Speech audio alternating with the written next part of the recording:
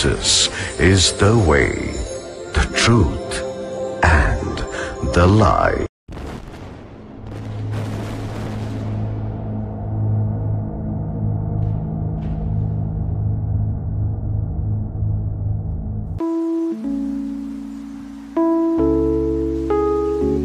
Tala tokitisi batolo na biso na se mpona kolela epai na yo Nzambe. Po ete bomo yo pesa biso nkolo moko te amata likolo azwa yango epai na yo. Tozwa yango na bolingo na yo mpe na bolamu na yo. Tika tomibwaka na se mpe tolela epai na yo. Haleluya. Bolamu na yo yango tozotatola nkolo. Yesu yozali Nzambe na ngai na ye lelo epai na yo na mikumba na ngai yolimbisa wana ebele minga liboso na yo. Yesu yozali Nzambe na ngai na ye lelo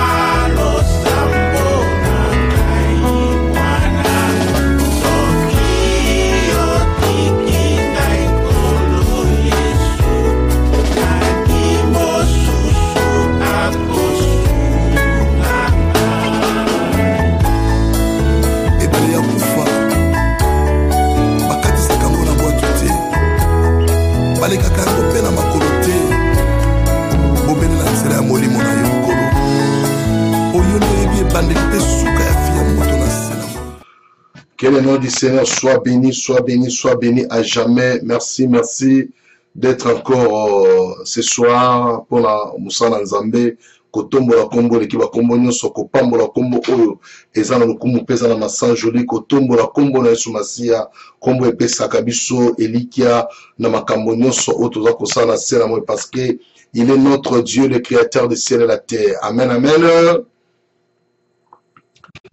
Amen. La téléphone a joué cabineté. Amen, amen. Ça c'est bien. Nzamba zolo kumu. Na Facebook on a pambola bino, na télévision Nzamba pambola bino. Ba nyoso bola na na radio tika bola mo Nzambe zipa bino. Et puis pa nyoso bola na na website ko la pambola bino vraiment.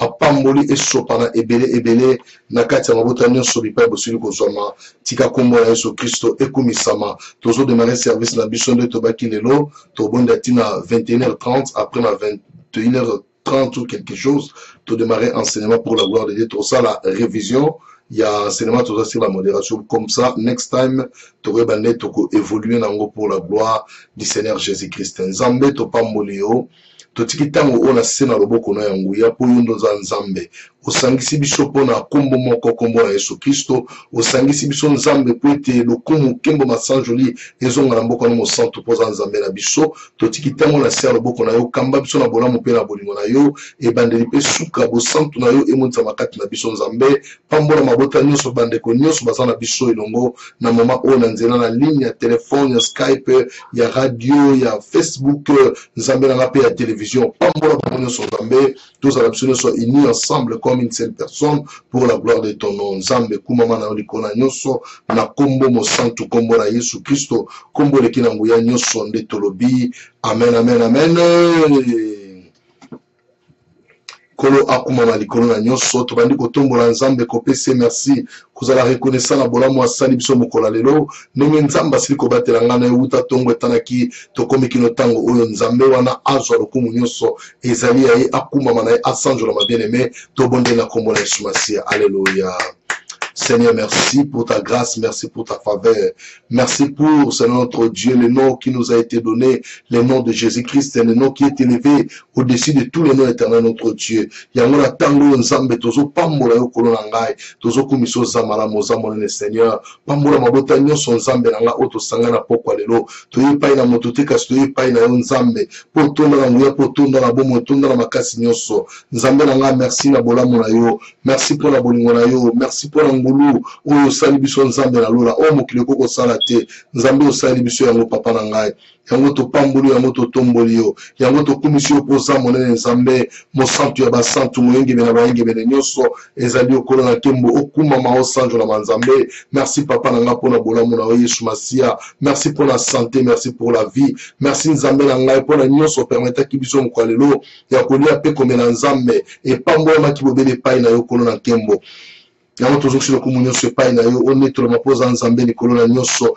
papa na nkembo papa malamu ezali yo mosu aza te lokola yo kolo na ngai nzambe na bilaka nzambe na nguya nyonso nzambe na makasi nyonso yo nde longa na biso papa na ngai yo nde makasi na biso nzambe na nguya toye epai na yo po ete epai na yo nzambe kimia ezali epai na yo esengo ezali epai na yo nyonso tolukaka tozwaka yango nzambe yango tozoksi lokumu nyonso epai na yo oza malamu sena notre Dieu okumama na yo Yesu Masiya osanjolama na yo nzambe na bomoi makasi ya mitema na biso eliki ya bomo na biso ezali yo nzambe sala biso bolamu ntango nyonso lokolo ninga kosala biso bolamu Seigneur mpe bolamu wana ewumela kati na bomo na biso Seigneur ntango nyonso tomona nkembo na yo ntango nyonso tomona loboko no nzambe kotika biso te yo lobaki ete okotika biso lokola bana bitike ete nzambe okozala biso mpe kotinda biso molimo santu oyo akovanda biso jusqu'à la fin du monde éternel. Voilà pourquoi tose konfiaka epai na yo nzambe po toyebi ete epai na yo nyonso ezali nyonso ekokisami nzambe na bolamu na yo mpe na bolingo na yo ozosala biso ngolu éternel notre Dieu tika totombola yo papa na ngai tika tokumisa yo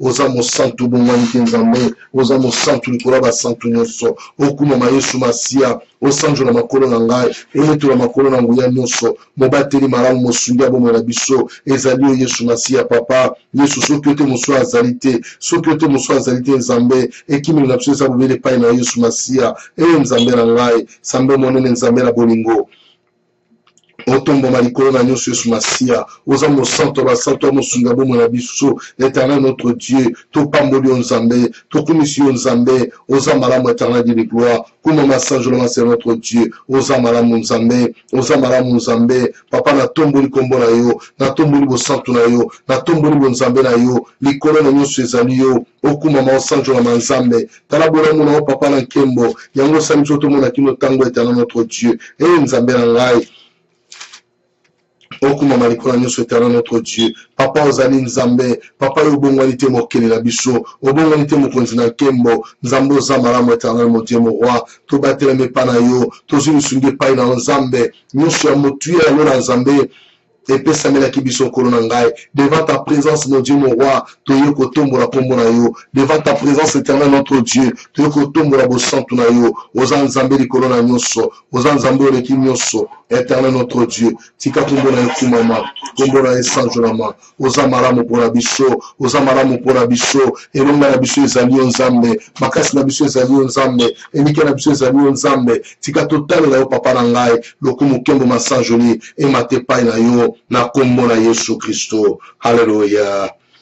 Amen, amen. Kolona lola azwa lokumu bien-aimé dans le Seigneur tozobondela nzambe oyo tosenga maone na kati ya bomo na biso nzambe oyo alimbisaka bien-aimé alimbisa mabe na biso atangela biso yango te œuvre de la croix bien-aimé ezwa esika na kati ya bomo na biso œuvre de la croix eleka na kolimbisa masumu na biso epai yo makili esopanaki bien-aimé dans le Seigneur c'était juste pour toi et moi natina ete bomoi na biso epetolama liboso na nzambe voilà pourquoi tosenga maona na nzambe mpe makila na Yesu Masiya epetola bomoi na biso na ntango oyo tobondeli na kombo na Yesu. Alléluia.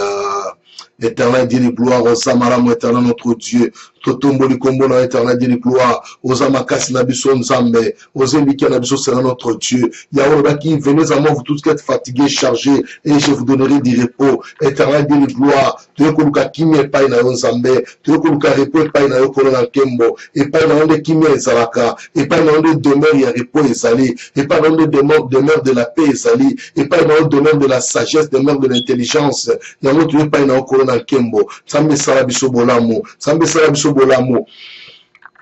Ose likia na biso éternel notre Dieu, oza makasi na biso Nzambe, papa yango na tomboli yo, yango na komisio Nzambe, yo nde makasi na biso kolo na ngai, yo nde longa na biso mokonzi na lola, yango olimbisaka Seigneur, etango olimbisa kobosanaka Nzambe, papa tala toye epai na yo, oleka na kolimbisa biso kolo na nkembo, yango toye epai na yo mokonzi, oleka na kolimbisa biso éternel de gloire, Nzambe na ngai, Nzambe na nkembo, Nzambe na nguya nyonso, papa leka na kolimbisa, bomo ya moko na moko c'est notre Dieu, bomo ya moko na moko Nzambe, leka na kolimbisa biso éternel notre Dieu, Yahweh. Nana sala kola c'est notre Dieu. Nana sala karukola yo Nzambe na ngai. Papa limbisa biso mokonzi. Papa limbisa biso mokeli. Nzambe na ngai. Mawana yo kitakati na bomo na biso. Mawana sala kati na mitema na biso. Mawana sala na bomo na biso. Na bandako na biso kolo na ngai. Bisika nyonso Nzambe. Tosengi mawana se manifester mon Dieu. Mawana sala na biso ngolu Nzambe. Tomo na loboko no papa na ngai. Tomo na nkembo na yo Yesu. Oza maramu éternel notre Dieu. Tika mitema na biso Nzambe. Ela te sengo kozana yo. Mitema na biso ela te sengo kosala Nzambe makina no sopana kikolo pona kopetola bomo na biso Seigneur yawe likala kopetola Nzambe likala kopetola éternel de gloire likala kopetola Nzambe na mawa likala kopetola Nzambe na bomoy Yesu Masia nanga zalo kola yo papa na ngai nana kokani na yo Nzambe nana sala kola ko na nguya oza Nzambe monene oza Nzambe malamu éternel notre Dieu tika to senge pai na yo ngolu to senge pai na yo faveur Nzambe na ngai faveur ne sala me la biso Nzambe faveur ne sala me la biso kolo na ngai emotama na kati ya bomo na biso Seigneur oza malamu Nzambe obongwani te oza malamu Nzambe obongwani te oza malamu Nzambe obongwani te likolo na se simba me pai na yo nyonso ya pema Nzambe yo ndoza kokontrole yango makomi olobi na ngai que tout ce qui respire loue l'éternel que tout ce qui respire loue l'éternel mon Dieu voilà pourquoi tu es koloué kombo na yo tu es konetola bo santu na yo tu es kopambola bo Nzambe na yo kolo na ngai olekili kolo nyonso Nzambe merci.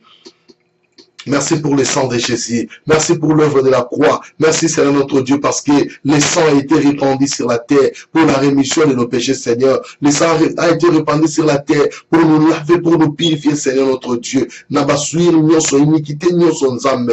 Et le mwakat nabomo na biso Seigneur. Ozamara mu Nzambe. Okumisa ma papa. Osanjo na makolo na kembo. Nabolamu na ope na bolingo na yo. Na makasi na ope na eliki ope sabiso Nzambe. Tika to pambola yo. Tika to tombola yo.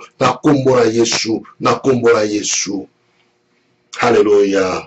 Gloire au Seigneur Jésus, papa Samaramu. Nzambo lekili kona nyonso kolo na ngai. Okuma mana yo sanjo ma papa na lola. Au nom puissant de Jésus-Christ. Alléluia. Gloire à l'agneau de Dieu. Gloire au Créateur du ciel et la terre. Amen, amen, amen. Et gloire à l'agneau de Dieu. Dans autant livre Job chapitre 32 verset 8. Après, tu retournes à 33, verset 4. Job 32, verset 8. Après, 33, verset 4. Alléluia. Maman Jakaza. Gloire au Seigneur. Maman, je l'aime sur Job, chapitre 32, verset 8. Après, on sautait 33, verset 4. Toyo kamakamne nzambe, azo banabiso na katia, ba verset mi bale oyo. Gloire au Seigneur Jésus. La Job 32, verset 8. Yes. Zokande, oyo opesaka moto, oyo opesaka moto mayele, ezali molimo ya Nzambe ya nguya. Yes. Osote, na 33, verset 4. Verset 4. Ouais.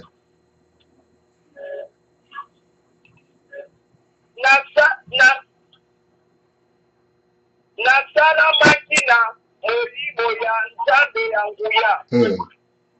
Pema na ye ya nguya nyonso moto opesaka ngai bomoi. Alléluia. Oh, gloire au Seigneur, peuple de Dieu. Aza nzambe aza malamu alobi na kabiso makambo oyo eza na nzela bien-aimé na français alobi na biso na Job 32 verset 8 alobi mais en réalité dans l'homme c'est l'esprit, le souffle du Tout-Puissant qui nous donne l'intelligence. Na 33 verset 4 alobi l'esprit de Dieu m'a créé et le souffle du Tout-Puissant m'anime. Bien-aimé dans le Seigneur, awa tozomona kati na bongo na moto balobi en réalité dans l'homme c'est l'esprit, donc kati na moto eza makambo molimo bien-aimé. Si l'homme vit, c'est par l'esprit que l'homme vit. Sans l'esprit de Dieu bien-aimé, motoko vivre te. Yanga lobiete pema ya nzambe na bomo nezo tambusa nezo pesanga mayele nezo pesanga boyebi nezo pesanga boanya nezo pesanga bososoli pote nzambe ndati yake onkati na biso. Après na 33 verset 4 alobi l'esprit de Dieu m'a créé et le souffle du Tout-Puissant m'anime. Donc alobi molimo na nzambe nde akela ngai pe pema na ye nde yango eza kotambwisanga ezo pesanga bomo bien-aimé. Voilà pourquoi nous avons besoin du Saint-Esprit. Molimo na nzambe oyo asala ete ngai na otozala bomo oyo asala ete ngai na otozala pema bien-aimé tobelela ye aya ko vivre kati na biso. Yango Paul alobi si je vis ce n'est pas moi qui vis mais c'est l'esprit qui vit en moi. Bien-aimé dans le Seigneur, loba na molimo na nzambe a demeurer kati na yo, a vivre kati na yo et permettre de vivre na lolenge nzambe alingi, mais non selon le monde, non selon la chair, mais selon la volonté de Dieu. Tobonde na kombo na Yesu Masia. Alléluia. Prions au nom de Jésus-Christ.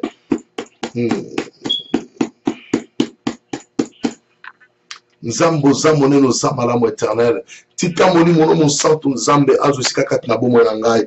Nzambe ozamone éternel notre Dieu de gloire. Papa tika ngulu na yo elata bomo na biso, c'est notre Dieu. Nzambe na ngai, olobi en réalité dans l'homme c'est l'esprit, le souffle du Tout-Puissant qui nous donne l'intelligence. Nzambe na ngai tozala posa molimo na yo, apesa biso intelligence, apesa biso mayele, apesa biso makasi nzambe. To balobi ndia kotambola liboso ya présence na yo kolo na ngai.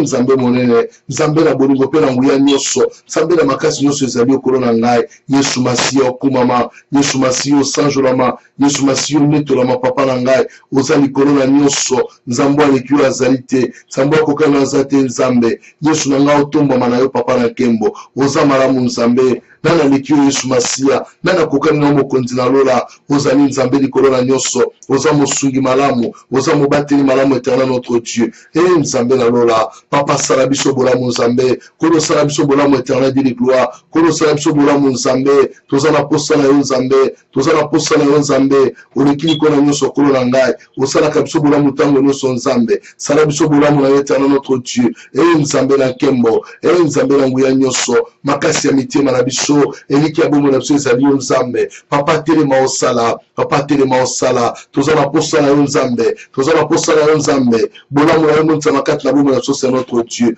nzambe na nkembo nzambe na nguya nyonso nzambe na makasi nyonso eliki ya mitema na biso ezali yo nzambe ezali yo nzambe yango tolingaka yo c'est notre Dieu yango totombolaka kombo na yo yango totombolaka bosantu na yo mpo lekili kola nyonso nzambe na bomoi Yesu na ngai nana sala lokola yo papa nana kokani na yo nzambe oza mosantu oza malamu Seigneur oza mosantu oza malamu kolo na ngai yawe ekumisama yawe sanjola molekili kola nyonso mosantu ya basantu ezali yo papa na ngai mosantu ya basantu ezali yo kolo na nkembo Yesu Masia ozali nzambe na nguya nyonso oza nzambe na nguya nyonso oza nzambe na makasi nyonso mobundeli na yo ezali yo mobundeli na yo ezali yo nzambe Yesu Masia papa na ngai tika molimo santu atambwisa mitema na biso tika molimo santu nzambe atambwisa bomo na biso éternel notre Dieu de gloire nzambe na ngai yonde mosungi malamu mobateli malamu eliki ya mitema na biso kimi ya bomo na biso ezali yo nzambe yango totomboli kombo na yo yango totomboli bosantu na yo oleki nyonso nzambe na ngai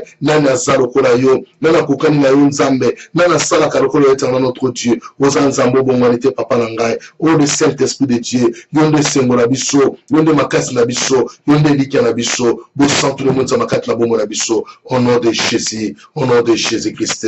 Alléluia. Amen, amen, amen.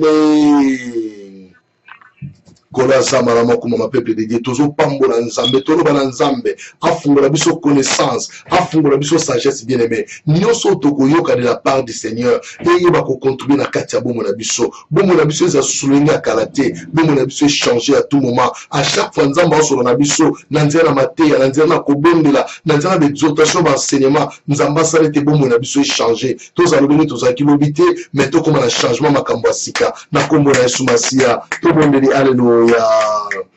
Éternel Dieu des armées, Mosunga ba santo nika ba enge bene ezali nzambe na ngai ezali makasi na ngai mon Dieu mon roi nzambe kumisama na yo nzambe sanjola mano papa na ngai oza mo santu olikini ko na nyonso nzambe yawo to tomboli bobele kombo na yo kombo esa malamu ezali ya nzambe kombo likiba kombo ezali ya nzambe na ngai mosungi na kokamwa ezali Yesu Masia papa tombo mana yo kolo yawo sunga biso ete bumo na biso changer nzambe na nzela ba enseignement na exhortation na nzela ba prédication mon Dieu mon roi nzambe na ngai bomo na biso changer papa na ngai bomo na biso changer kolo na nkembo changer ya nzambe changer bomo na biso mon Dieu mon roi tout mon changement ko ute pai na yo nzambe na lola nzambe na bomo nzambe na nguya nyonso nzambe na makasi nyonso ezali c'est notre Dieu papa na tomboli yo papa na tomboli kombo na yo papa na komisi bosantu na yo oleki nyonso nzambe nana leki yo na nguya nana leki yo na makasi c'est notre Dieu azali te pe ya kozala te mosungi ya basantu eleki ya baenge bene ezali yo nzambe na nguya yo nde makasi na biso papa na ngai yango tozo tombola otango nyonso tozo pambola kombo na yo Yesu tozo kumisa bosantu na yo tozo kumisa bonzambe na papa na ngai oza malamu éternel notre Dieu Seigneur sois béni papa na ngai Yahweh sois béni mon Dieu mon créateur mon sauveur c'est toi éternel notre Dieu oza nzambo aleki nyonso osalaka nyonso papa na ngai na nzela liloba no mokonzi na nkembo Yahweh tala tina kono na ngai topusana epai na yo nzambe sala biso bolamu papa sala biso bolamu na yo nzambe zipa biso papa na ngai fongola connaissance na biso nzambe fongola connaissance na biso éternel notre Dieu fongola connaissance ya moko na moko nzambe tozo ya motu ya kote pai na yo tozo ya motu ya kote pai na nzambe sala biso ngolu Seigneur sala biso ngolu nzambe na bomo sala biso ngolu mon créateur oh toi mon sauveur oh toi mon libérateur lokola yo azalite nzambe lokola yo azalite nzambe yango na pamboli kombo na yo yango na komisi bo santu na yo moyenge bena bayenge bene mo santo ba santu okumisa nzambe likola nyonso merci pour l'intelligence merci pour la sagesse papa na nga osa malamu fungola nyonso nzambe toyeba kosalela yo totambola lokola yo pe nkembo na yo nzambe emotama na kati ya bombo na biso na kombo la Yesu au nom de Jésus haleluya kolo soki ote mosu aza te nzambe na ngai okuma mosanjolama na kombo la Yesu Kristo. Gloire à toi, éternel notre Dieu. Nzamba aza monene peuple nzambe. Aza esengo na biso. Yozo bondi la pona tina libota na yo. Ozotika libota moma na sia loboko nzambe. Ete nzambo asunga kama bota. Asunga libota na yo. Abate na libota na yo bien aimé. Mukolo moko te monguna kota. Pe aibata ami ya moto moko. Mukolo moko te monguna kota. Pona ko bebisa libota na bino. Loba na nzambe te. Libota mobimba totiki na maboko na ye. Ya protéger libota nyonso. Na kombo na Yesu Masia tobondeli. Alléluia. Nzambe mosungi ya mabote ezali yo mosungi ya mabote ezali yo nzambe papa tozobelela yo mpona ntina ya mabote na biso éternel notre Dieu nzambe okuma mosanjo na l'éternel du tout puissant yo nde makasi na biso nzambe yo nde olonga na biso éternel notre Dieu nzambe na nga merci nzambe na nga merci nzambe na nga merci oza malamu éternel notre Dieu nzambe tika ba famille nyonso yo nde mosungi mabota nzambe mosungi mabota ezali se yo mokonzi na kembo yawe ya bibele kita na kembo na yo yaka osunga mabota nzambe mabota baza kolele pai na yo baza na posa lisungi na yo nzambe protection na yo nzambe emotama na kati ya mabota oyo nzambe protection na yo éternel notre Dieu elata mabota oyo nyonso kolo na ngai nzambe na bolingo nzambe na mawa nzambe na nguya nyonso papa telema nzambe yawe telema kolo na ngai Yahweh telema osala nzambe bolamu nzambe éternel notre Dieu na kombo na Yesu Christo moinge bene oza nzambe na biso oza nzambe na nguya nyonso éternel notre Dieu papa merci mabota na biso ezwa protection epai na yo oza nzambe na bomoi oza nzambe na nguya nyonso oza nzambe na makasi nyonso otombwama na yo papa na ngai okumama na yo nzambe na bomoi na kombo na Yesu Masia na kombo na Yesu Masia alléluia Jésus nul n'est comme toi c'est notre Dieu et rien ne ressemble à tes œuvres Seigneur ya osala kabiso bola mutango nyonso omimonisa makanzambe osunga kabiso nzambe obatela kabiso nzambe yango topambolaka yo yango totombolaka yo oyo oza mosantu nzambe mosantu basantu nyonso ezali okolo na lola ezali okolo na nkembo nzambe na ngai sois loué sois béni mon Dieu na kombo na Yesu yango sunga mabota nyonso yango sunga mabota nyonso okolo na nkembo au nom puissant de Jésus au nom puissant de Jésus alléluia gloire à l'agneau de Dieu Corona biso kuma ma bien-aimé ozo bonde la siko pa nzambe ozo tika moment na biso enseignement na sero boko nzambe lobana nzambe te kolo lobela biso tongi to yoka yo tongi to kola na makanisi ya bonzambe tongi to zo pension ya bonzambe oyo no sanza ko aspirer la modération nzamba sunge te enseignement oyo et fungo la connaissance na yo bien-aimé et pas yo za ko bondela on sera service la kimia et nous sommes pour la gloire nzambe parce que biologie allait effectuer toutes les relations des disciples mais bien-aimé c'est un moto na moto ça la devoir na sena moi et que ça a été mokola suka misala na yo engange pa na nzambe yango zo bondo la bien-aimé tika service na boko nzambe ete ko na lola sana biso na cinéma tonto sana tango oyo to bonde na kombo na Yesu alléluia nzambe na tomboli lisusu kombo na yo kombo eza malamu koleka ba kombo nyonso nzambe éternel notre Dieu nous sommes en train de recommander notre enseignement entre tes saintes mains éternel de gloire nzambe telema na nkembo na yo nzambe telema na nguya éternel notre Dieu tomona loboko ni sala kati la biso nzambe papa enseignement oyo ezo sika na kati ya bomo ya moko na moko nzambe ndeko nyonso asepela papa na ngai ndeko nyonso atatola bosantu na yo ndeko nyonso atatola bonzambe na yo komona ete ya solo papa ozo sala biso bona nzambe tika enseignement o nzambe esunga na boto nyonso éternel de gloire peuple na oba sepela nzambe peuple na oba tatola kombo na yo ozali nzambe likolo na nyonso oza malamu Yesu na ngai okumama na o papa osanjola maliko na nyonso toi qui ne change pas toi qui demeures le même hier aujourd'hui éternellement merci nzambe enseignement to kadongo pai na yo kamba biso na bolamu pe na bolingo na yo nyonso ezala pour la gloire de ton nom na kombo na Yesu Kristo na kombo na Yesu Kristo kombo na elonga kombo na nguya kombo na makasi nyonso kombo eleki na nguya nyonso eza bobele kombo na Yesu Kristo alléluia mon Dieu mon roi sois loué sois béni éternel de gloire oza nzambe na biso tika totombola kombo na yo tika topambola Yesu Masia tika tosanjola ozali nzambe oleki likolo nyonso na ngai yawe kumama sanjolama merci mokonzi alola merci mobateli malamu le roi des rois le tout puissant le créateur du ciel et la terre ezali yo nzambe na bomoi papa kumama na yo papa sanjolama na yo merci kolona lola merci nzambe na bomoi lokumu nyonso ezonge pai na yo na kombo na Yesu Kristo na kombo na Yesu kombo na nguya kombo na elonga alléluia. Gloire à l'agneau de Dieu. Amen, amen, amen. Est-ce qu'on peut acclamer le Seigneur? Il est merveilleux notre Dieu. Akumama, akumama zanzambe. Gloire au Seigneur Jésus. Amen, amen. Gloire à l'année de Dieu, peuple Nzambe, Kolona Biso, Akuma Malisusu, Asanjo Maliko na Nyoso, merci pour na koyeba susu kopé sa moment où parle Nzambe vraiment ezaki souci na nga zo la butumo na binzambe et loko to sito bandito ko susa na nzela te il faut que nango tina suka alors nde Nzambe o pesa so mayele oyo chaque jeudi de 21h à 22h30 30 minutes, il y a prière, 1 heure de temps, il y a enseignement parce que enseignement bongake soit temps pour que nous soit à comprendre et le connaît tonto le bapo et ça a bénéfice, il y a ban ensemble.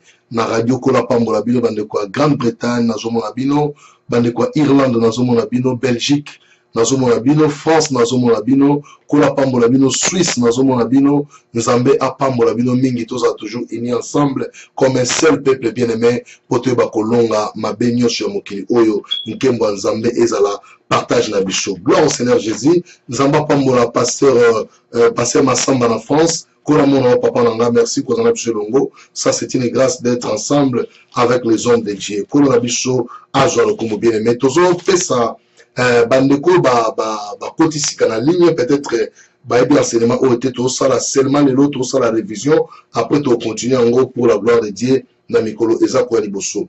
Alors enseignement toujours parler sur le tabernacle pardon la modération tabernacle d'un culte.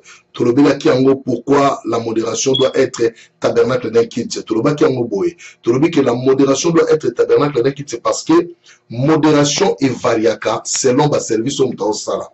Tu ne peux pas faire la même modération dimanche au Sala qui en haut, quinta semaine au Sala, même modération, dimanche prochain, même modération, semaine où la même modération, aucun na place à matanga, bah, il y modération, même modération, ça à l'église, il y a un moment à matanga, beaucoup na place à fête, par exemple, anniversaire, ne comment on ça l'anniversaire, ne babi que, il y a aussi modération à quatre anniversaire, même modération, ça à l'église, il y a aucun anniversaire, donc, ils ont vraiment pas si mingi, ceux qui, te retam, voilà pourquoi enseignement où il est pour aimer kako orienter biso le lengni to sala nzambe na nzela modération tant aux l'église aux la modération aux précis pour l'église tant aux ba pardon na kitsa dimanche tant aux ba kitsa semaine aux ba modération kitsa semaine tant aux la fête aux la modération fête tant aux na matanga aux la modération matanga les aux donc et si kanyo sur ça la service à modération bien aimé dans les Seigneur il faut qu'il y ait ba endroit où ils allient et modération comme mango ndengenini voilà pourquoi la carte enseignement où tous aux ba grand ligne pour permettre biso te ba le ndengenini to ça la modération na bi pas nyonso où tous allient voilà pourquoi to bingango la modération tabernacle d'un culte. Donc, parce que tabernacle, ils allaient qui se déplacer. Tabernacle, ils allaient qui temple moko portatif, où ils ont permettre le peuple à Israël, souvent va se déplacer, bah, aux tabernacle, va dresser en auto, va tongi en haut, va vendre wana, va camper wana, ceux qui vont se déplacer, bah, aux tabernacle, va démonter en haut, va cueillir, et si ka ou li pate zo même bango, topé colonne de feu pendant la nuit. Alors, et si ka ou li pate ko telema, c'est-à-dire nzamba orienté bango ba telema wana. Alors, ba ko tonga sous tabernacle, ba vendre wana ko ba sala musala nzambe selon la recommandation divine. Et voilà pourquoi tout le monde qui modération peut étendre la modération est pour varier selon les circonstances aux okutanango selon musala o nzambe alingi o sala. Alors premier verset na biso ezana Ephésiens chapitre 5 verset 32. Ephésiens chapitre 5 verset 32. Maman Jackie ozana ligne toujours hein la connexion. Ah kola pambola yo. Ephésiens chapitre 5 verset 32 sur autant de la biso na bola mo nzambe na lingala wana ezali pamboli mingi. Chapitre 5, verset 32. 32.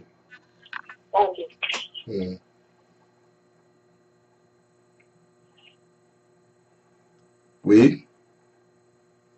Ephésiens 5, verset 32. Ouais. Il est depuis la biso. Maloba oyo ebomba sekele moko ya monene. Nalobi yango mpona Kristo pe Ecclesia. Amen. Kola pambola maman. Na français balobi na biso boye. Oui amen. Na français balobi na biso boye. Ce mystère est grand. Je dis cela par rapport à Christ et à l'église. Donc message au totangi na Ephésiens 5:32. On parle aussi les mystères. Au moins makambo nzambe.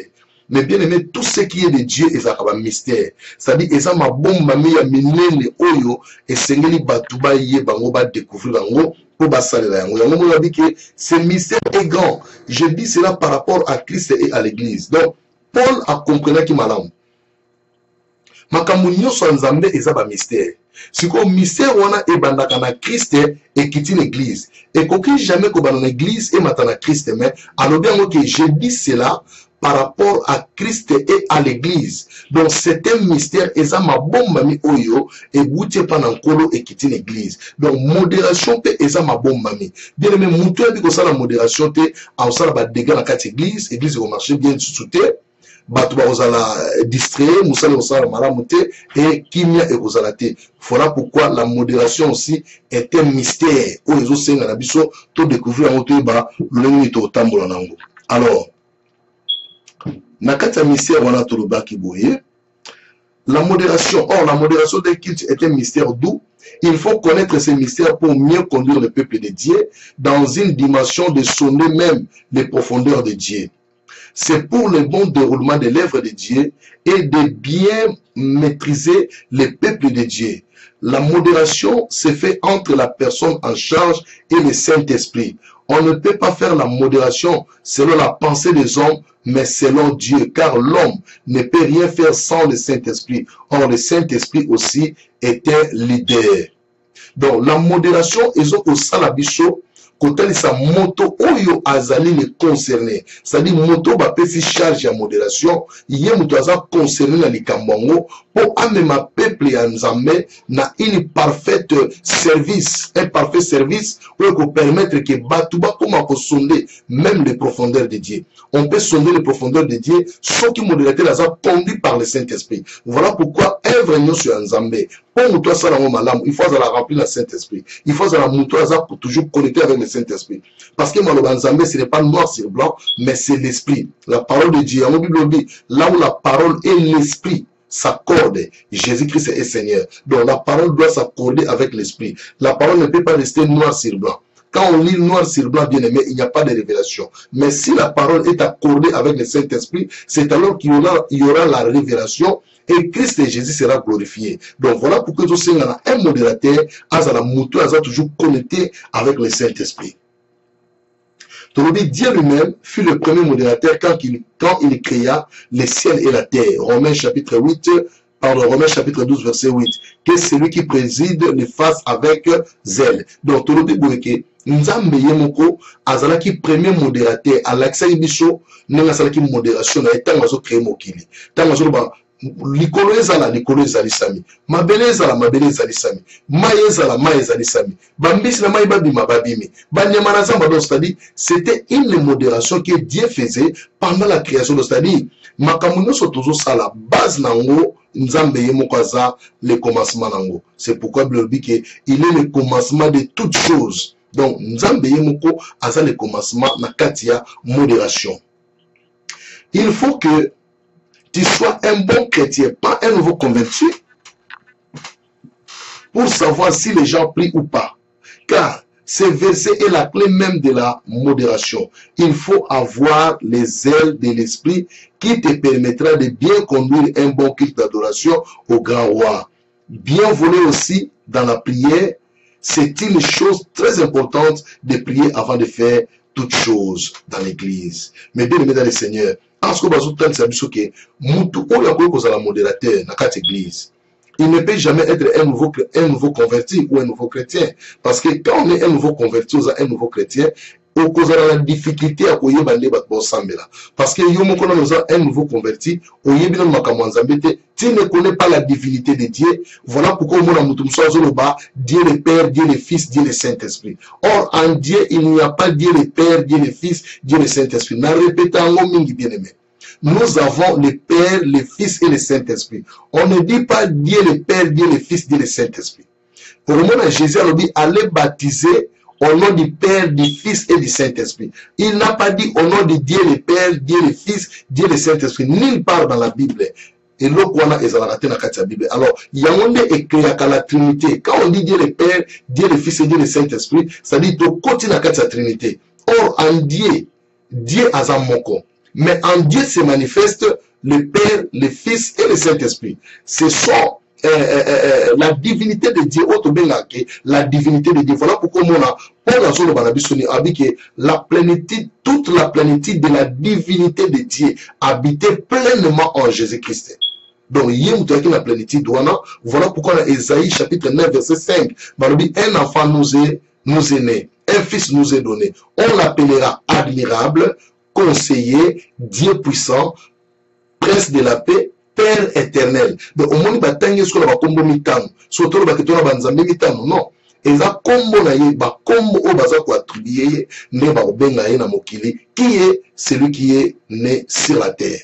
Donc, voilà pourquoi un bon modérateur, il doit être un chrétien, aza ancien, na kati makambo nzambe, ayebi ya onenge tambulaka. Parce que aza pe na ba limite na ye. Au moins, un modérateur ou azapé charnel à bien côté, à quoi même qu'obligé passer naïe. Tout biso nous te roulons dans ma bélé, mais va passer le boulot dans ma bélé pour la nuit. Tout ça, ce sont des choses, il faut modérateur aïe bango. Est-ce que au quotidien de batubala dans ma bélé ou pas? Montoya nati mala moyenne église, au tindala dans ma bélé. yemo kwa sala ngo mwana volonté na ye que yo tinda batu nyoso bola na mabele. Donc ce sont des choses oyo batu mso et tout ça ba mitema. Or tant on sa service en Nzambe oko beta batu mitema te oko beta batu mabakute linga services za malamu batu ba sepela ba pambola Nzambe ke mbala sima to sepela frère oyo sœur oyo a continuer service parce que azo sera service moko et za malamu. Donc voilà, un bon modérateur il doit être un ancien dans l'œuvre de Dieu, pas un nouveau converti, pas un nouveau chrétien. Gloire au Seigneur. Merci beaucoup, Pasteur Dieu. Merci à partir de Kinshasa. Kolapambola, homme de Dieu. Tout ce que la présence na yo. Le nom du modérateur. Le modérateur, va zana ba kombo to benga bango. Premièrement, to bengi le président du culte. Donc, modérateur, aza président du culte. Yem to président culte. O nyo so koloba yango to sala. So kolobi to yemba to yembi. To beta maboko to beti maboko. To fanda to fandi. Donc, azo président biso na kati ya culte. Ba bengi lisusu le directeur des programmes. Donc, un modérateur peut aussi être appelé le directeur des programmes. Ba bengi lisusu le maître de cérémonie. Modérateur, bako bengi pe ou le modérateur ba bengi pe maître de cérémonie. Bako bengi lisusu officiant. Donc, modérateur, bako benga épée officiant. Voilà pourquoi on a ba kilt na biso mingi na ba Afrique surtout aux comme on a ba commis prédicateur officiant. Donc quand on dit déjà officiant, on voit directement le service à modération. Donc modérateur ou modératrice, yem to ba na place il y a officiant. Alors ba les quatre noms wana eza ba combo oyo to benga ka modérateur. La modération est le fait de présider un culte ou une réunion de prière dans l'église. Ceci avant que l'orateur du jour intervienne dans son message. Donc, la modération, les amis moutons présider culte ou une réunion de prière dans Katia église, et ils ont tambola du début à culte juste avant monter à Zoa, cher à quel côté. C'est là où le modérateur ou la modératrice doit terminer son travail. Alors, mais reste à travail comme il travaille à serviteur de Dieu au hasard en place, ou bien ce qui est mon que non après pour ça la service ou bien il est fatigué à combien un modérateur à zonga à continuer le service les autres dépendre si quoi na chaque musala nzambe nenye azotambola na musala nzambe. Donc enseignement où les aba méthode de pesa biso et permettre seulement de comprendre nenye to ko sa musala nzambe. La modération se déroule pendant le moment qui va du début du culte jusqu'à la prise de la parole de la prédicateur par le prédicateur du jour.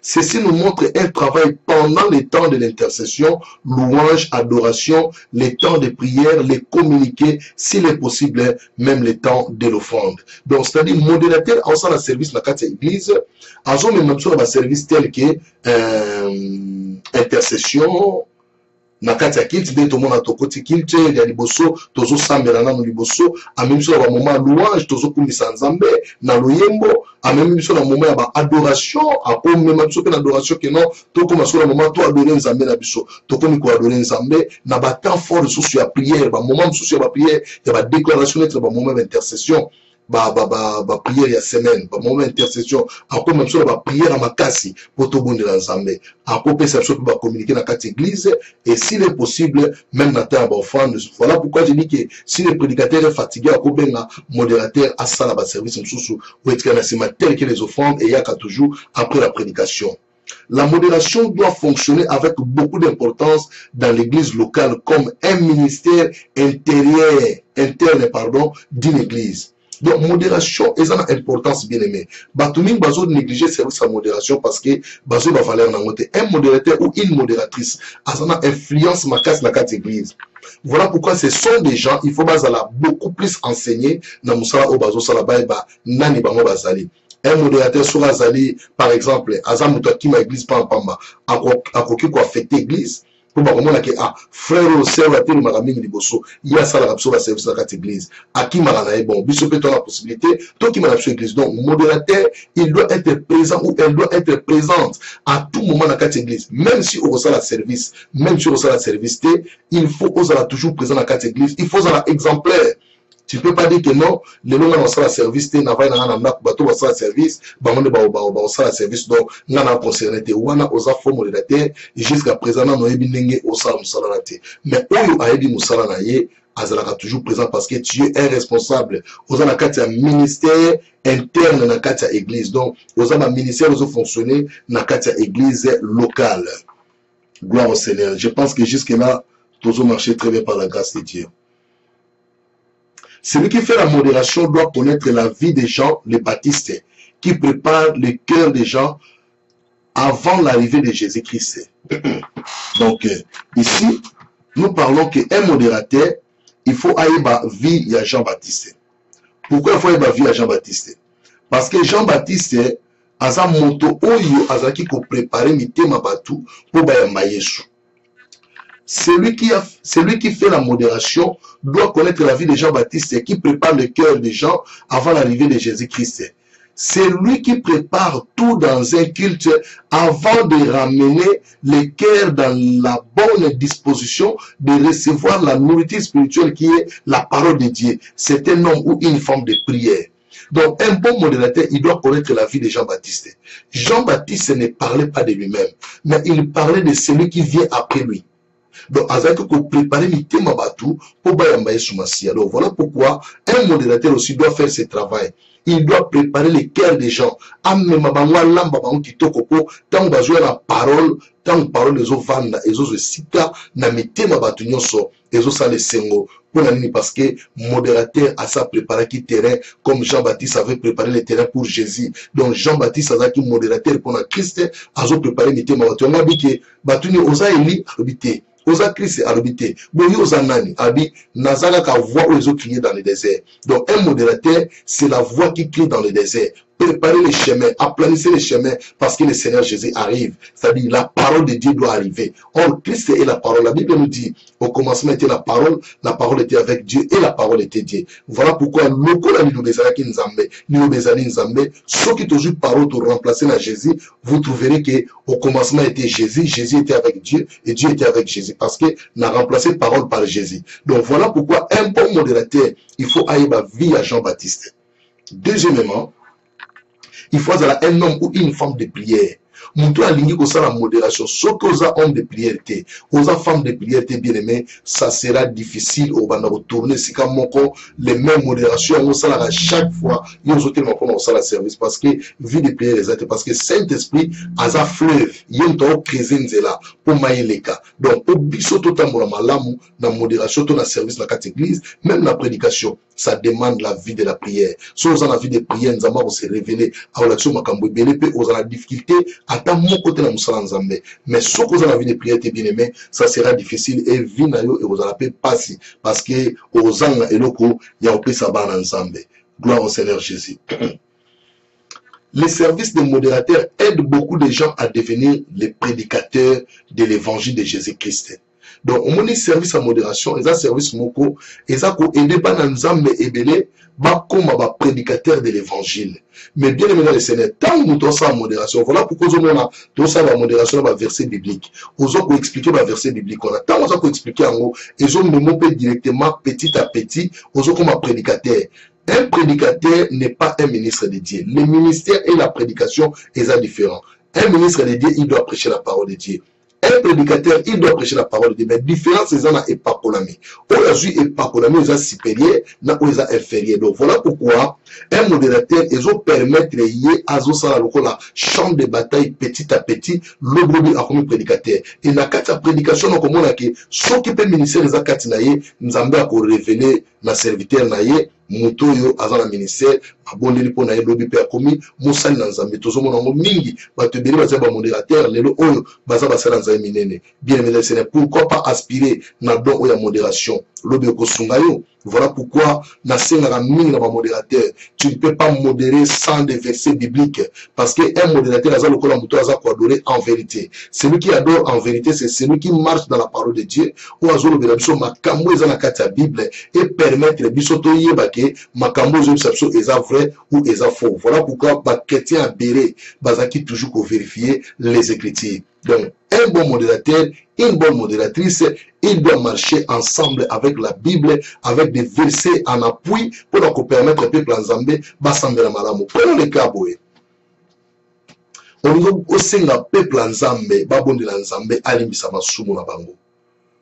Au cours appuyer mon verset mon biblique. Ok, dans Matthieu 6.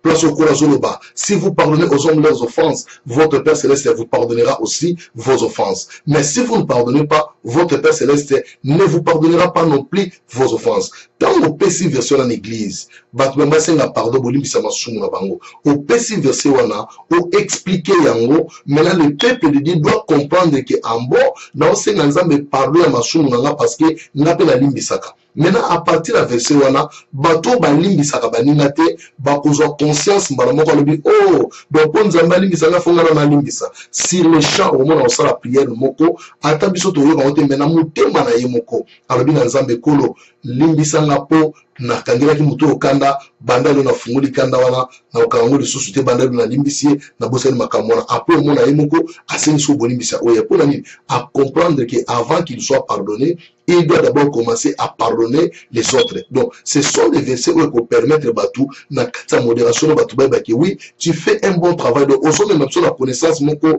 on te y va quitter. Donc, un bon modérateur, en copie, ça va te déjà connaissance, avant même que la parole ait à vendre. Déjà, modérateur a préparé l'ité manabiso, tout ça déjà très bien, tout ça, tant message, il y a, tout ça, sur un problème, peut-être, en gros, avec beaucoup de facilité. Amen, amen, amen. Très bien. Gloire au Seigneur.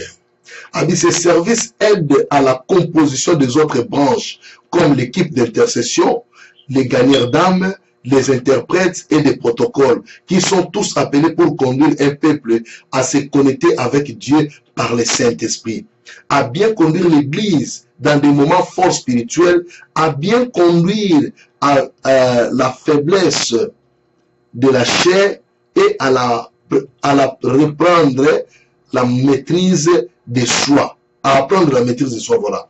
Donc, esa modération, esa service moko, esa ko aider ma branche de la carte église, esa ko aider ma branche loko la équipe ya intercession, loko la ba gagneur d'âme, loko la ba interprète na carte église, loko la ba protocole, bango nyonso baza appelé pour ba memaka peuple nzambe na bit moko toujours dans la sainteté. Donc, ba service loko la modération, esa ba service mo malam même bato baso ba faiblesse, ozongi sa bango susu ba telema pour ba sala nzambe. Donc, esa service moko ki toko mingi et au sungabiso pour que gloire à Nzambe et se manifester na katia bomo na biso Nzambe azolo komo.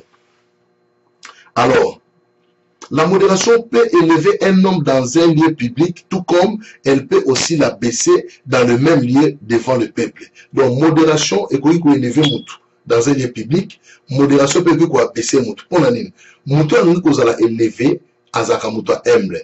Mais Mouto alingi kozala abaissé aza un orgueilleux devant les gens quand on te donne les services yo bimisko komi kengam na yebi na l'équipe bango nyonso. Alors orgueil wana nde kosala ke moyen musala ozosala kende liboso ezate batu babaye balembio posa kutu eza bakitisa ta okitisa mpona nini orgueil eleki malamu nga naza boye soki nga nasali modération te batu nyonso bakolala baeloko mo osala meza te.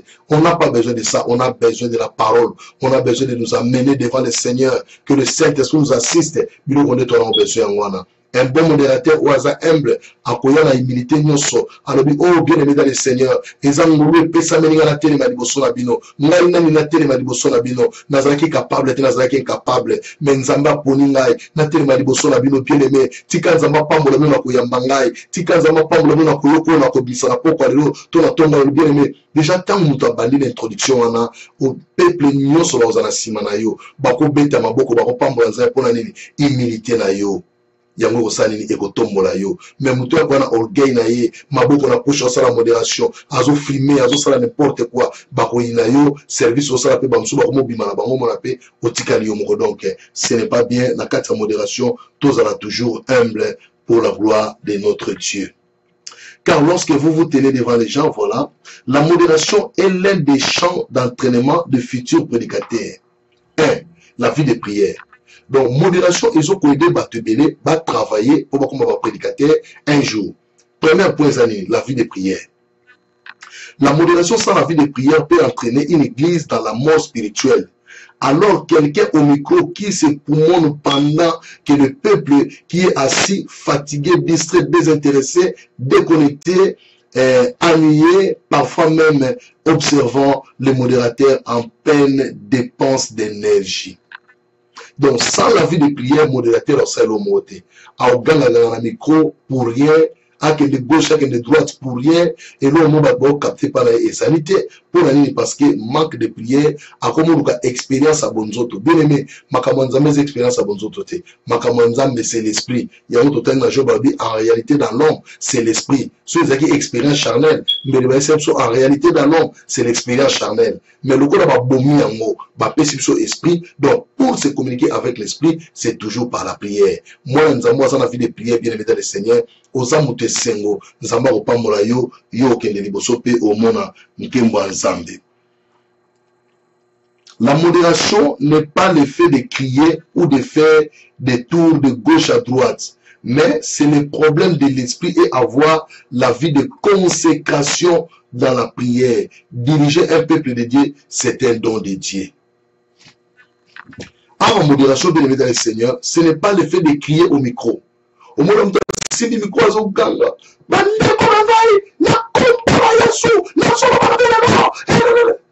ce n'est pas ça. Oui, nous tous sommes à l'obéneza à crier, ce n'est pas un problème. Mais le problème est la vie de prière. Est-ce que la vie de prière est dans la carte? Nous tous sommes de gauche, droite, à si tu as tout un amour. Exactement, ma bête, la modération, quelle est la gauche, quelle est la droite. Ce n'est pas un problème. Mais Salango, comme tu fais la modération, fais toutes choses dans la modération. Donc, ils ont la logique, on va voir un modérateur, après ce sujet de prière, à quel moment on a mis la église au Congo. Bien aimé, ça c'est très dangereux. Tu ne peux pas faire ça. Un modérateur doit regarder l'église. La personne qui ne ferme pas les yeux du début jusqu'à la fin du culte. À contrôler l'église parce que bien aimé, il y a des esprits qui viennent dans l'église. Nous sommes contre l'église. Au Canada, ça c'est normal, mais à esprit, il y a un modérateur qui est nous sommes pour envoûter. Il y a un modérateur. Mais il y a un président qui il faut à mise au fondement. Il faut à la vigilance. La Bible dit, soyez simple comme la colombe et prudent comme le serpent. Donc, ceux qui opèrent de ma qualité, on a au sam salam à la montée. Modérateur, tu ne peux pas regarder au mur, tu donnes l'église le dos, yo termine la mire, aux autres semble la paix, malembe, le coup la moutoumon, quoi, limite, non. Un modérateur, c'est quelqu'un de chaud. Il faut à toujours chaud. Pour me m'appeler l'église la chaudière, c'est une grande bénédiction, Enzambalola Aozalokumu. Dans Jean chapitre 4, verset 24. Pour exercer le service de la modération, il faut bien connaître comment adorer Dieu qui est esprit. On ne peut pas faire la modération sans avoir la connaissance de celui qu'on adore. Il faut d'abord connaître la divinité de Dieu en Jésus-Christ, 100% Dieu, 100% homme, selon Colossiens chapitre 1, verset 12 à 20. Donc, comment en Colossiens chapitre 1, verset 12 à 20. Jean chapitre 4, verset 24. Donc, pour la concernant le service à modération, il faut qu'on y ait qui est Dieu. Et on y ait qui est le Saint-Esprit. Et on y ait qui est Jésus. Et on y ait que la divinité de Dieu est cohabité en Jésus-Christ. Et on y a qui dit que Moutou a dit divinité en Zambété, en sa modération à Trinité.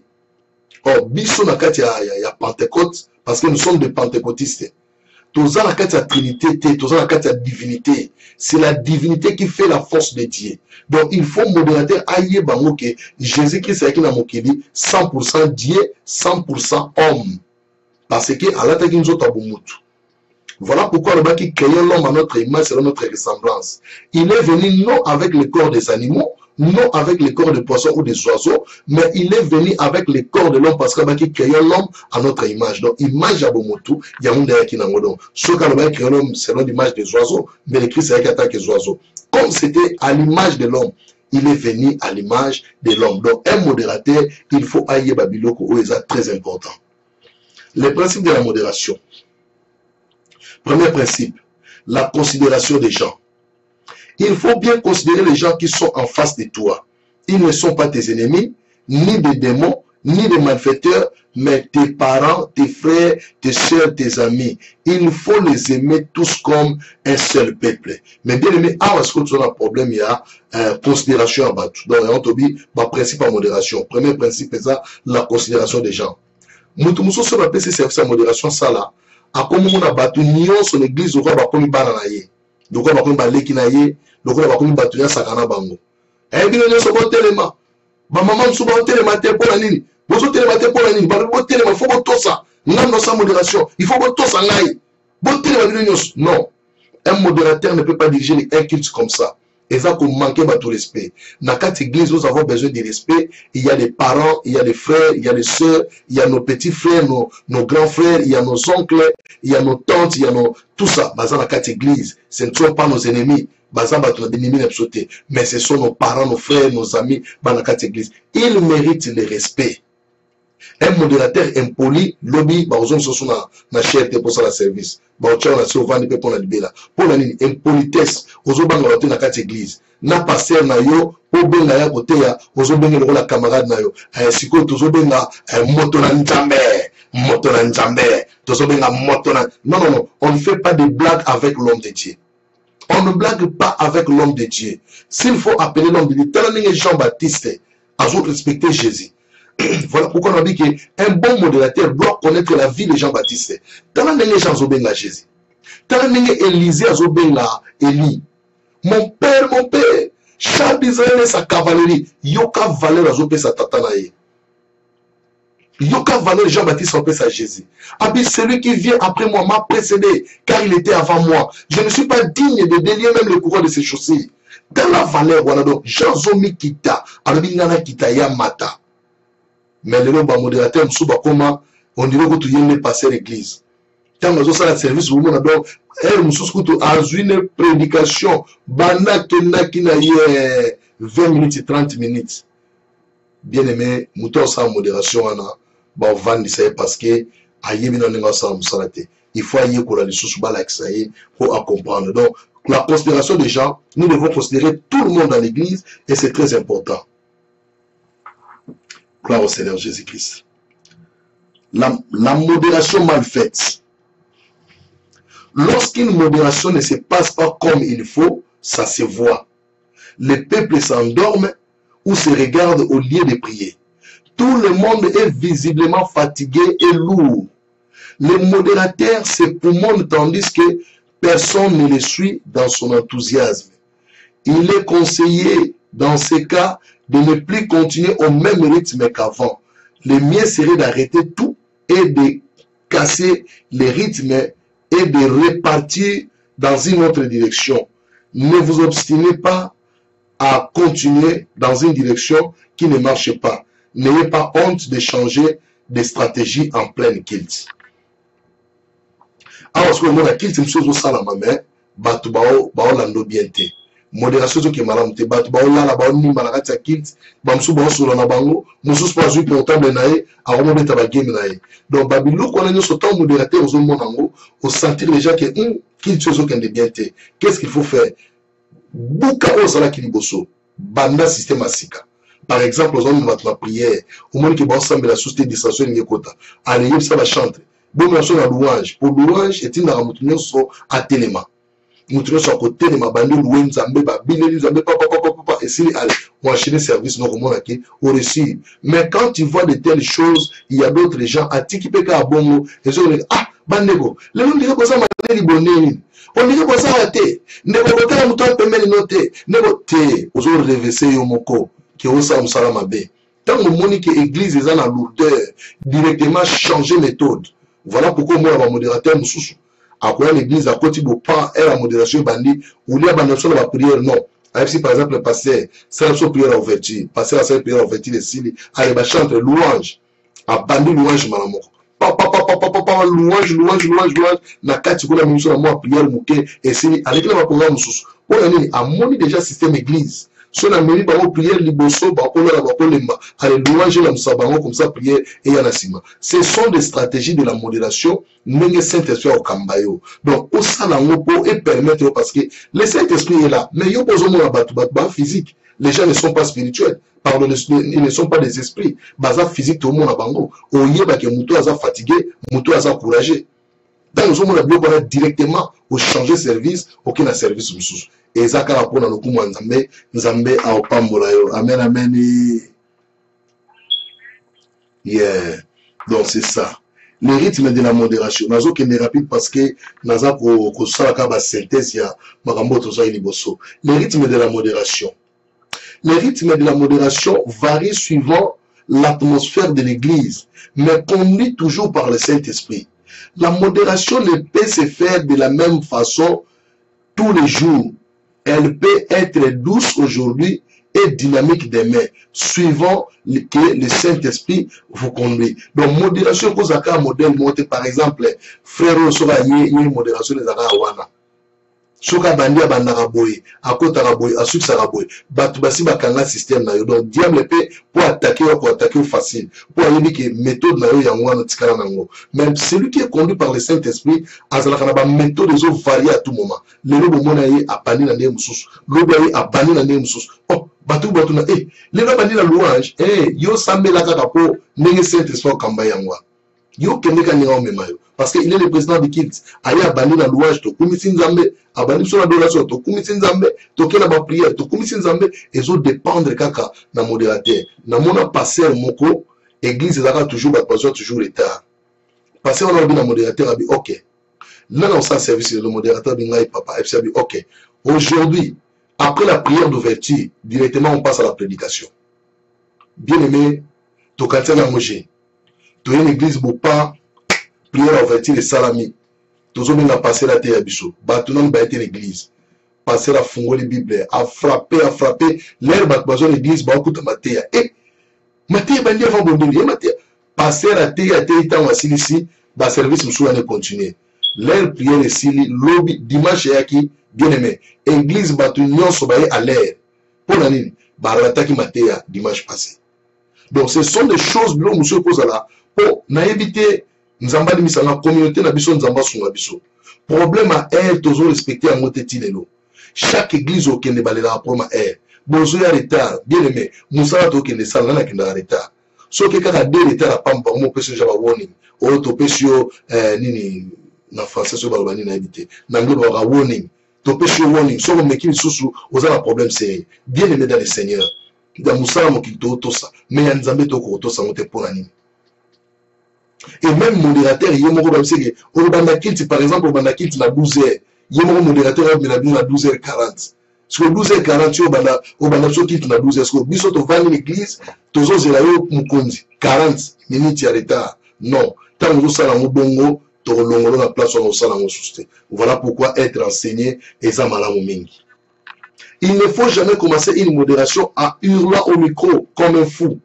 Personne ne vous suivra. La modération ne doit pas non plus avoir un même style depuis le début jusqu'à la fin. Il faut savoir avoir le temps des prières intenses, des temps de recueillement devant la douce présence de Dieu, des temps de louange énergique, des temps douces d'adoration. Donc un modérateur doit savoir gérer tout le temps de l'église pour que le service mieux soit et les kamalam. Tout ça, le service soit choral. Imaginez-vous, bah, chorale va salir, bah, répétition à bango, bah, bébé, bah, transport pendant la semaine, et comme dimanche, bah, s'exercer, bah, comme ça, nous amène à bango, il y a un modérateur, c'est bon que non, bah, chorale, bonne imitation, le moyen, bon, mais ça, pour l'air, n'a biso, qui oh, l'air, qui est pour le bon, pour la nuit, bah, l'air, nous, sous bon, qui a monté, kaka l'air, bah, choriste, l'air, les athées, bon, yembate. Au moins, déjà, et on l'aime, ça, batou. So on s'en 2 fois, 3 fois. On l'aime même chorale. Ah, tout ça, bon, on pas ma répétition, tout ma répétition. Donc, il est tout ça la répétition. Le monde a l'obligé, chorale koufi. Faut y en faut y modérateur. O quand on kanga mo kambia, ya chorale ngambo pamba. O c'est que dirigeants à ma bête. Dirigeants au sam sana. Mais mon tazo modéré, azo pe ba en place ba yembate. Équipe ya musique na 4 églises. Ba prépara ka pe ba nzemo na bango. Ba sa te la posa ba yemba. Un modérateur la l'équipe batana yimo surtout moyen boye mbezate pour l'équipe. L'équipe pourquoi ne pas répartir le temps comme il faut batuna batuma zo ne fils ka tanze momoko que choral boni ka boye manze momoko ba otosa yo essentiel ne ba leka ki ba yembi ba kumisi nzambe na bango. Ba chanter kuna boye manze momoko ba yembi bien aimé tout ça c'est pour la gloire de Dieu. Bon ce tourne wa choral 5 6 na 4 l'église parce que l'église nous est bongo. C'est que voilà pourquoi le modérateur doit gérer les temps pendant les cultes. Il y a qu'à l'heure, pendant le service à l'heure, un modérateur n'attend pas les gens de venir à l'église. Ceux qui ont commis, aux en principe, il y a là où 2 ou 3 sont réunis à mon nom, je suis au milieu d'eux. Un modérateur n'attend pas les gens dans l'église. Ceux qui les coquilles qui sont à 12 heures pile, il y a des cultes parce que les anges de Dieu sont déjà là. Au bandikit na yo oya koya retard étalé ça la service comme il faut ba kori se bazami balemi ça tout l'examen on ba yemba comme ça ba o ba ka retard dimanche prochain ba yemba te Mais quand toi tu fais le travail pour les gens, voilà pourquoi, et si la modération, les autres m'ont la carte de l'église. Donc, ce sont des choses, tout le monde a autant de gloire en Zambé et se manifester. La modération doit être variée comme un bon plat nourrissant. Donc, voilà, tout le monde déjà. Connaître l'église. Les modérateurs doivent connaître aussi l'église, comment ils ont marché. Il est facile de sonder un culte pour connaître si l'auditoire est en connexion avec toi. Voici les signes. Les gens dorment, assises, dans la faiblesse. On vous regarde. Comment vous vous menez au micro au lieu d'être connecté dans la prière? Il faut veiller pendant la modération. On ne ferme pas les yeux. On contrôle l'auditoire pour voir ceux qui dorment pendant les services et les réveiller. Modérateur alors ça service, mais là-bas il bosse monsieur Kangamanango à contrôler l'église et ça danger. Il doit contrôler l'église pour la koyer babanani baolala banani bazaya kolamuka po apesa et loko ne sikanango. Moto ya lali au benete na micro par exemple. Maman Jackie namuka ozolo la pour non. Tu peux pas faire ça. Soka yoki amo au yexeso na kati église en zasu tranquillité. So moni mutona na kati église en tant que modérateur au koki ko sala système aux autres na kati ya kids même au tamboli no ti place ndeko alali oyo osungi ato niatie na mwa lokolo ndeko comprendre que na olala tango na mukatali yomba mosabi la muka osaleka mwa shimo bokino prier ndeko osepela osala mo dans le secret mais ça te na mikoka boye maman nene osolala la muka non c'est pas bien vous allez pas moliter osala ndeko passe mingi. Attitude d'un modérateur devant le ministre de Dieu. Le modérateur a coquille devant les serviteurs de Dieu. Un modérateur doit savoir respecter les hommes de Dieu. Son comportement doit être un modèle vis-à-vis de l'auditoire. Il ne doit pas dépasser ses limites pendant les services. Il ne doit pas dépasser l'heure du prédicateur. Ne sois pas récidiviste pour dire que c'est le Saint-Esprit qui m'a poussé à déborder. Il doit avoir la maturité spirituelle. 1 Corinthiens chapitre 14, verset 32 jusqu'à 33. 1 Corinthiens 14, 32 à 33. Les esprits des prophètes sont soumis aux prophètes, car Dieu n'est pas un Dieu de désordre, mais de paix, comme dans toutes les églises des saints. Donc, un modérateur doit respecter l'homme de Dieu. Comportement, il faut être un modèle vis-à-vis à auditoire. Et puis, à quoi jamais qu'on dépasser ma limite à prédicateur. Voilà pourquoi moi, par exemple, l'église, mon prédication, on a 12 heures juste. Modérateur, on a que 12 heures juste, il y a un coquille. Mais elles ont continué mes services. Banda koloba, banda kosala boya kenebu, 12h30, prédicateur dans une parole. Elles ont continué kaka, 12h40, 45. Si vous comité en yamba motei na biso, au beni motei, qu'il tire aussi là par exemple na 13h30, au beni motei na 12h45, yebisangai, motei à côté à nini, et aux allons na monguna oye pour détruire parole de Dieu. Parce que motei a déjà étouffé. Au BBCR na yo l'XR n'enyoso a ôté à sikoro nini na R1. Donc voilà, un bon modérateur ne doit pas dépasser les limites de la prédication. L'heure matéa pesango malamoko motéa telema apesa somalo bananzambe. N'osez pas prêcher à la place de l'orateur du jour. Limitez-vous à faire votre travail. Même si l'auditoire apprécie votre travail de modération, restez à l'image de Jean-Baptiste et reconnaissez celui qui vient après vous est plus grand que vous. Matthieu chapitre 1 verset 7. Marc chapitre 1 verset 7. Et aussi avoir l'image du prophète Élisée lorsque son maître Élie montait au ciel. 2 Rois chapitre 2 verset 12. Donc, le modérateur ne doit pas oser prêcher à la place du prédicateur. Au moment l'heure de la prédication qui y a une accommodée. Banana Nzambe, Tikana Bisabino, est-ce que vous avez mystère à David? David a Zalakiboy, David a Zalakiboy. Est-ce que vous avez mystère à Jonas? Jonas a côté de Mwambisi, à Kendakiboy, et à Komakina Ninive, et vous avez mystère. Bah, mystère, ils ont même ma biche à Nini, tous autres, c'est la option photolia. Il faut avoir la maturité. Il y a Jean-Baptiste à reconnaître que Oyazo na Simane a plus grand que yé. Avoir la maturité, il y a prophète Élisée. Ayeba que Élie a l'équié. Donc, oyeba que l'eau qu'on a bien aimé, c'est très important. Amen, amen. Voilà. C'est très important qu'on y bango. Exhortation du modérateur. Oui, le modérateur peut exhorter pendant les cultes. Le modérateur doit faire preuve de maturité spirituelle. Il doit être bref, ne pas prendre la place du prédicateur et surtout avoir contrôlé les temps répartis pour chaque étape du culte. Le modérateur a compris qu'on exhorte dans le culte. Et ça problème. Mais tu ne peux pas dépasser tes limites. On a la exhortation pendant au moins 5 minutes, 10 minutes. Et ça déjà limite. Sauf qu'à l'équipe 10 minutes, à comment que soit la prédication. Donc ce sont des choses à faire beaucoup d'attention. Le temps du modérateur.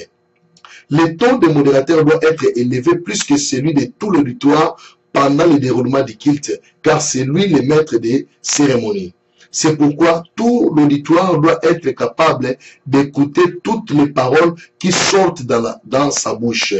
Il doit contrôler l'auditoire pour savoir si tout le monde prie comme il faut. Donc, toi, un modérateur, pendant le culte, mutu oyo azana na mixeur, table à mixeur pour un son. Il faut acha son aye ezala un peu likolo. Donc son ezala likolo makasi ezala modérateur. Deuxième son ezala leader ya chant. So qui modérateur a lobby liloba, il faut na ba chantre na auditoire mon baba yoba ke modérateur a lobby parce que peut-être alinga stopper service wana, alinga changer service mususu. Mais ce micro ezala c'est moi bato ba yoka ye ezate. Au mona ba loba na passe. Bokata omucha bilimbo belebele, c'est pas bien donc wana. Et ça, c'est le problème, il y a Mouto Azan en contrôle, il y a instrument. Gloire au Seigneur. Bientôt, tout aussi, ça pourra aller nous. Le visage du modérateur, et on a un modérateur, et ça, un modérateur doit avoir un numéro de joie à tout moment pour permettre à l'église de se connecter facilement avec lui. Modérateur, il faut à tout moment. Au cours de sa modération, tu as un problème dans la famille, dans la famille, aller dans l'église, ou non. Un modérateur doit avoir un numéro de joie à tout moment pendant le déroulement de culte et permettre à Batou de se connecter ensemble. Le modérateur face à l'habillement. Modérateur paye makambokolata et zo qui paye. Le modérateur doit s'habiller d'une manière digne d'un enfant de Dieu selon ses moyens. Par contre, l'église peut disposer un modèle d'habillement. Ça, c'est très important. Donc, modérateur akolata d'une manière digne selon les moyens où il y a sanango, il y a un monde qui vous permettre à lata. Ou bien, l'église est occupée qu'on disposer bilamba où ils ont propre pour un modérateur. Le coup là-bas, toi, je m'en peut-être il y a bleu ciel, peut-être il y a rouge bordeaux, il y a pembe, n'importe l'église que modérateur soit au latitoche au sein de mon service. Tout le monde a pu l'église me souba chantre, basera la batoche, la la service. Au lati bi la mana pour éviter bas scandale. Mon ande on soit lati na ndengena mikumba dans l'église et créer bas scandale. Alors tout ça pour éviter de telles choses. Il y a une église, ceux qui ont la possibilité, il faut organiser les moyens, pour ne pas mettre les côté. Donc, bien que la mano, la tienne, la chair, est la moins chère, mais, il y a une question dans une église, dans la tenue, dans l'église. Donc, le problème est dans la montée. Au lieu de temps, on continue l'église, on la tient, dans le service, au long de nous avons un problème. Donc, tout ça pour notre organisation, la carte culture, makamono, so, ekende, malamu. Ah, ça va bien, on ne peut pas faire un défilé de mode pendant la modération pour laisser ni de mini-jupes, ni de collants, ni de griffes qui se fait voir aux gens avec des marques, des noms, ainsi de suite. Et ça, très dangereux.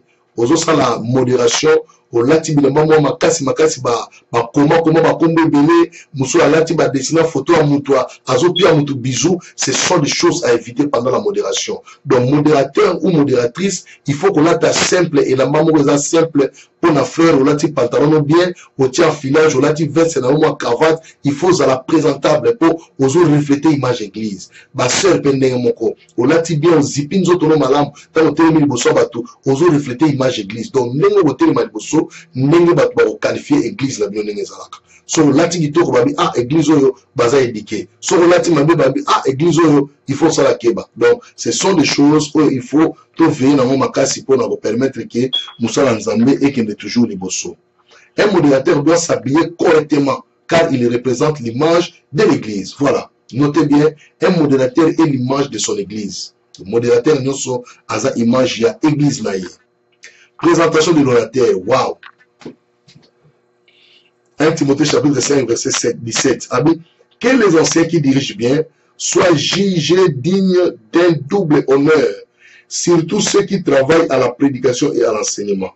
Il faut honorer ton pasteur en place comme Élisée avait honoré Élie, Jean-Baptiste avec Jésus-Christ. Qu'on présentait orateur du jour. Par exemple, parce que orateur du jour, parce que nous ne voulons pas dire seulement que les pasteurs, un frère modérateur ou une sœur modératrice, a occupé de la prédicatrice ou prédicateur dans cette église. Tu occupes de ça est cher, parce que travail n'est pas malade. Alors, ce n'est pas dit que, par exemple, le modérateur, modérateur, comme il a représenté, on va minimiser. On va moté la bicho ya mukola lelo bon boyo kaika binomo boyo comme ça to yeba ni nebolega ah nebola ngai ozana problème ninga ukoma. Non, il faut présenter nebona kimia et surtout ce qui a la pasteur na yo. Il faut présenter Nengue Jean-Baptiste à ce qui représenter Jésus. Nengue Élisée à présenter qui Élie. Mais bien aimé, Ezali Pamboli Mounene.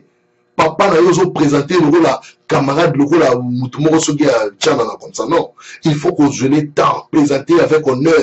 Présenter bien aimé. Ezate que non, aux osali Sogi n'unité. Ezaba principe ya bonzambe et salamaka bongo, to salango. Ce que Jésus a dit, Jean-Baptiste,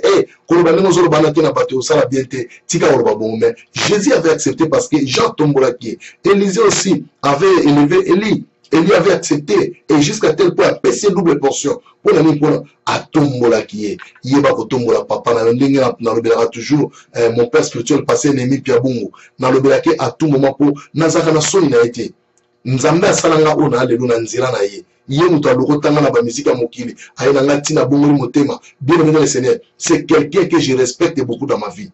Donc papa na yo, il faut repérer sa valeur. So repérer valeur, te muto repérer valeur azalité. Voilà, Nzambe azoro kumoto suki na présentation de l'orateur du jour. Comme ça jeudi prochain, tu reçois la négativité de la modération Torbandawana. To kita malé mais to salbo parce que bande commune ba continue sima ba ko rejoindre biso alors photo zongi la momo ke po ba onyo so bazo compréhension ya service ya modération. Est-ce que on peut acclamer le Seigneur Jésus? Alléluia. Gloire à l'agneau de Dieu. Que le nom du Seigneur soit béni. Azan Nzambe di korona nyoso abongo na kate azamalamu aotika na Nzambe kino seko na seko. Amen amen. Voilà, je pense que tu as eu une grande ligne pour la service en modération et pour permettre biso vraiment tout ça va service malamu na kati l'église la biso soko zaki modérateur na kati église na yo tika makambo et aider les sous et fungolo sous mayele au comprendre les sous bien aimé ça sera une grande bénédiction surtout on a besoin enseignement on a ça pendant la pause il y a email les a besoin faciliter na makasi bien aimé bo sunangai bo tindela email on a besoin enseignement oyo tindela email na yo na tindela enseignement au sans problème au zongo zotan ngo sumale malembe et ko sungona musala nzambe en pambola yo na zo sala musala o parce que ce que vous faites pour ce travail nous devons faire ça pour la gloire à Nzambe. Donc paix sa connaissance na mutunyo so zongo ezali pamboli makasi. Donc so que si comme super ba option que pose zongo paix sa biso autant to peso si la biso mais nous ne voulons pas faire ça. Donc tout ça pour la gloire à Nzambe parce que o ezam musala to ça na bino ensemble la main dans la main et l'eau comme la monsieur ezali moi aussi il faut na offrir le pan na bino gratuitement pour Nzambe na biso apumisama ezabo été. Qu'on a zalo comme gloire au Seigneur Jésus-Christ. Bonima papa na bana na ye yango wana tika Nzambe apambola bino to bondela Nzambe pesa Nzambe merci pour l'enseignement oyo loba na Nzambe vraiment evanda kati na ngai na salela ngo tango nyonso na kotelema mpona salela yo na kanisa enseignement oyo epesa nga mémoire ya kitoko na sala musala passer na nga sepela pe yo Nzambe na lola osepela prions au nom de Jésus. Alléluia. Nzambe merci to péché le kumu kembo masanjoli. Merci pour le service au Nzambe na kembo. Merci Nzambe pour la poko éternel notre Dieu. Merci pour la maloba nyoso le bénédiction Nzambe. Papa na tomboli kombo na yo. Na tomboli bo santo pe bon Nzambe na papa na ngai. Na di bola mo lo Nzambe. Tant nous sommes à la partage la biso mokonzi. O sala biso bola mo robate la biso. O ko sunga biso Nzambe na enseignement o Nzambe. E ba ki sa implique na bomo ya peuple na Nzambe. En fait que Nzambe na lola ba ba ko sala o ezamo kana na papa na ngai. Ya we kuma masanjolama. Yo mo bateli malamu, yo mo sungi malamu Nzambe, bolamu na papa na ngai, e mo tsamatango nyonso na kati ya bomo na biso, to yeba yo Nzambe, to sala mokano na yo, po yo za malamu kati na bomo na biso Seigneur. Nzambe na ngai merci, oza malamu éternel notre Dieu. Tikete enseignement o Nzambe, eme ma vie ya sika na kati ya bomo ya peuple na yo. Basalela yo kino yo kozonga Nzambe pe lokumu nyonso ezonge epai na oza mosantu topamboli yo na kombo na Yesu Kristo. Gloire au Seigneur Jésus.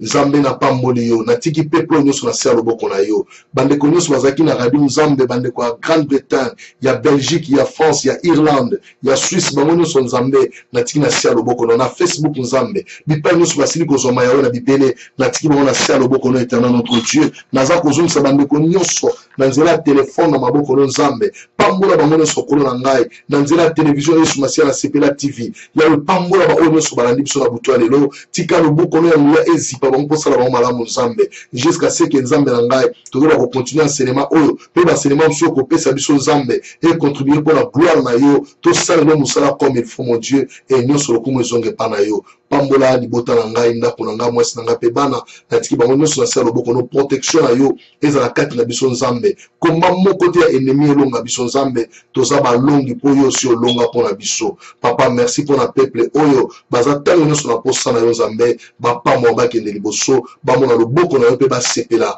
na bosantu pe na bonzambe na yo na kombo na Yesu Masia kombo na elonga kombo na nguya nyonso butu ezala malamu kino lobi na tongo tomona lisusu Nzambe lokumu eza ya yo na kombo na Yesu Kristo. Amen, amen, amen. Acclamons Jésus, le roi des rois, acclamons Jésus. Akumama. Gloire à l'agneau de Dieu, Azamo Santo. Voilà bien aimé, ça va pas m'en bino mingi, ba na posa ya syllabus, tindinaka email na yo, oza syllabus na yo, sans problème, nyonso eza pona lokumu ya Nzambe na bomo. Vraiment, Nzamba pa m'en biso, lobi na tongo toza na service na biso. Comme d'habitude, na pokwande toza free. Alors, na habité ceux qui pourra ma DM5 rozala, ceux qui vous avez tomé au salango awa nandaku na émission to sala mama Esther sur l'expérience d'un couple. To salango awa to la connecter na Facebook na télévision, ça sera une grande bénédiction ainsi que na radio. Au bande ko radio pe ba pambola manango. Vraiment nzambalo la pambola bino, wane banara de 22h à 23h. Nzambalo la apambola bino butu malambi pa bosili kozoma tokutani bongo lobi na tongo que le Seigneur vous bénisse. Bye bye bye. Voilà, merci mille. Ça apambola bino. Amen maman Jackie, merci beaucoup. Voilà. Amen, amen, amen, amen, amen, amen. Tout y bien. Merci beaucoup. Kola Zolokumu. Amen, amen. Et soit loué. Merci beaucoup.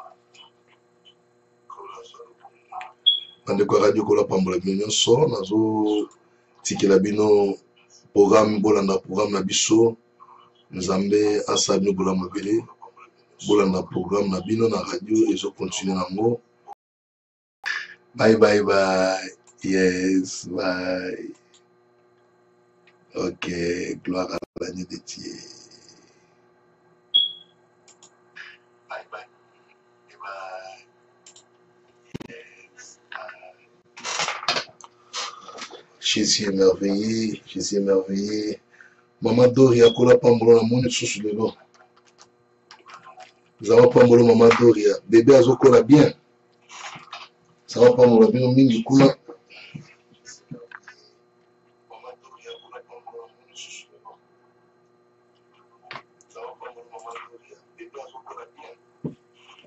Voilà. Kola pambola bino maman Dodoli, maman Eliron, maman Nadine, à Newcastle, kola mona bino maman Bénédicte, bino nyonso, maman Tania la grâce, kola pambola bino nyonso. Merci. Allez, portez-vous bien. Bye bye bye.